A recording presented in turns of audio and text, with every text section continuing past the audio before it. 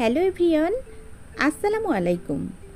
আশা করি যে যেখানে বসে ভিডিওটি দেখছেন সবাই ভালো আছেন, সুস্থ আছেন। হাজির হয়ে গেলাম আরও একটি নতুন রেসিপি নিয়ে।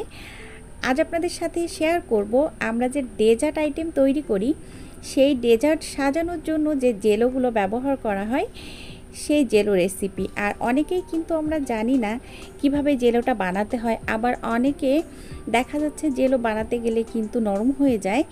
তো সেই সব পারফেক্ট মাপ আজকে এই রেসিপিতে থাকবে, আর থাকবে ছোটোখাটো কিছু টিপস। আশা করছি পুরো ভিডিও জুড়ে সাথেই থাকবেন। তাহলে চলুন শুরু করি পুরো প্রস্তুত প্রণালী। প্রথমে আমি পানি নিয়ে নিয়েছি, এই মেজারমেন্ট কাপের 2 কাপ পানি। আর এই 2 কাপ পানির সাথে আমি এখন ব্যবহার করব 2 চা চামচ আগার আগার পাউডার।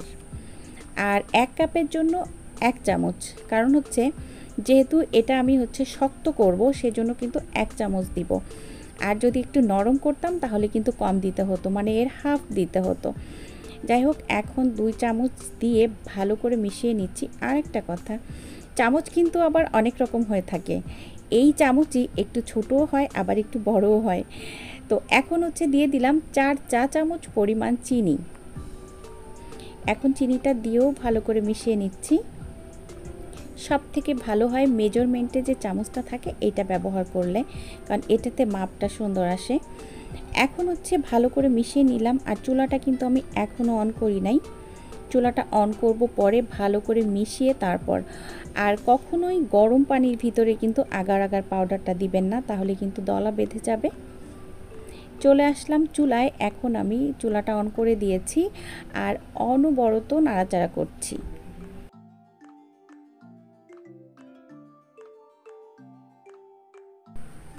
আর চুলার আঁচটা কিন্তু আমি মিডিয়ামে রেখেছি। এভাবে মিডিয়ামে রেখেই আমি জেলোটা তৈরি করব। এখন আমি নাড়াচাড়া করছি আর বলক ওঠা পর্যন্ত অপেক্ষা করছি। এরই মধ্যে কিন্তু বলক উঠে গিয়েছে, দেখতে পাচ্ছেন। যখন এমন বলক উঠে যাবে তারপরে আর মাত্র 1 মিনিট জাল করলেই হয়ে যাবে। এত জাল করার আসলে কিছু নাই। এই যে 1 মিনিট পর এখন আমি চুলাটা অফ করে দিচ্ছি। আর এখন আমি সাথে লেবুর রস অ্যাড করছি। আর আমি এই যে 3 টুকরা লেবুর রস দিয়েছি। এখন একটু মিশিয়ে নিচ্ছি। মিশিয়ে নিয়েই আমি এখন বাটিতে ঢেলে নিব।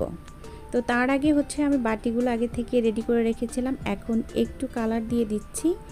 এখানে এই যে হলুদ কালার দিচ্ছি, তারপর মানে আমার কাছে আসলে অনেকগুলো কালার আছে, তো আপনারা যে যেমন কালার পছন্দ করেন আর কি সেই অনুযায়ী দিয়ে নেবেন। তো আমার কাছে অনেকগুলো কালার আছে, বাট আমি যে কালারগুলো আসলে দিতে চাচ্ছিলাম সেইগুলা পাশাপাশি ছিল, বাট আমি না পড়ে দিয়েছি, ওই জন্য একটু ভুল হয়েছে। আমি এখানে নীল কালারটা দিয়েছি আর এখানে পাশে তো হলুদ কালার দিয়েছি। এখন ওই যে পানিটা জাল করেছি সেই পানিগুলা ঢেলে দিব। তো এইভাবে কিন্তু আমি আজকে 5টা কালার করেছি। তো প্রথমেই না আমি ভাবছিলাম যে লাল করব, কমলা করব, কিন্তু আসলে পাশাপাশি সবগুলো ওই ছোট্ট বোতলগুলো থাকার কারণে আমি না পড়ে ঢেলে দিয়েছি। তো একবার যেটা হয়, ঢেলে দিলে কিন্তু আর করার কিছু থাকে না, ওই জন্য চিন্তা করলাম থাক, সমস্যা নাই, যাই হোক। তো এখন আমি এইভাবে সবগুলোই মানে ঢেলে নিচ্ছি আর কি। এখন ঠান্ডা হয়ে গেলে এটা ফ্রিজে রাখবো। তো ঠান্ডা যখন হয়ে গিয়েছিল তারপরে ফ্রিজে রেখেছিলাম, এই যে বের করে নিয়ে আসলাম। একদম শক্ত হয়ে গেছে, দেখতে পাচ্ছেন। আর এখানে আমি আজকে 5টা কালার করেছি। হলুদ, তারপরে নীল, আর একটা ছিল বেগুনি, আর একটা কফি কালার, আর সবুজ। তো আসলে কফি কালারটা আমি একদমই দিতে চাইনি, আমি চিন্তা করেছিলাম লালটা দিব। তো পাশাপাশি 2টা ছিল, ওই জন্য ভুল করে দেওয়া হয়ে গেছে। যাই হোক, আর এখন এইভাবে আমি পিচ পিচ করে কেটে নিচ্ছি। আর এটাই কিন্তু আপনারা চাইলে একদম ছোট ছোট করে কাটতে পারেন। আসলে বিভিন্ন রকমের ডেজার্টে কিন্তু বিভিন্নভাবে দেওয়া হয়।